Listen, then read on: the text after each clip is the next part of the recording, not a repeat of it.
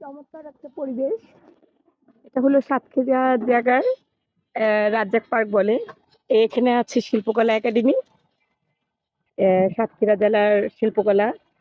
তো এখানে একটা মাটির জিনিসপত্র দেখলাম, আমাদের যে বাঙালি ঐতিহ্যের ছোঁয়া, চমৎকার জিনিস। সেই ছোটবেলার হারানো কিছু জিনিস আমি দেখতে পাচ্ছি, যেমন এগুলো কিন্তু সচরাচর দেখা যায় না।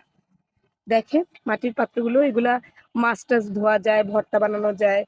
তারপরে যে ব্যাংক গুলা মাটির, ভাইয়া অনেক সুন্দর করে তৈরি করছে।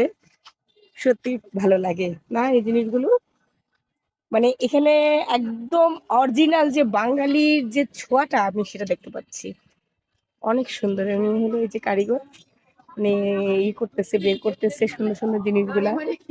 মানে খুবই সুন্দর, খুবই ভালো লাগলো। আমি ভাবলাম যে বিকালটা এটা দিয়ে শুরু করি। অনেক সুন্দর দেখছেন, সেই ছোটবেলার কথা মনে পড়ে যাচ্ছে, যে মাটির কলসি, চামচ, শিলপাটা, তারপর অনেক ডিজাইনের ব্যাংক, অনেক সুন্দর সুন্দর জিনিসগুলা। এগুলো সাধারণত কিন্তু চোখে পড়ে না, আমাদের সব জায়গায় পাওয়া যায় না। যেমন এগুলোও পাওয়া যায় অনেক জায়গায়, বাট এই জিনিসগুলো কিন্তু পাওয়া যায় না। অনেক সুন্দর। এটা কি ইঁদুর মারার কল নাকি ওটা কাঠের? ওটা কি? ও আচ্ছা, গাড়ি না, কাঠের। অনেক সুন্দর। আমি দেখি এখান থেকে একটা পার্চেস করব এই হাঁড়িটা। ভাইয়া এই হাঁড়িটা কি তৈরি, কিসের জন্য? এই যে এই হাঁড়িটা কি?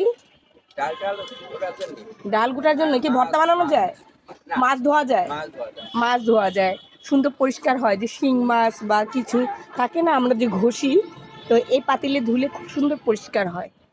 আচ্ছা, যাই হোক, তো সবাই ভালো থাকবে। শুভ বিকাল।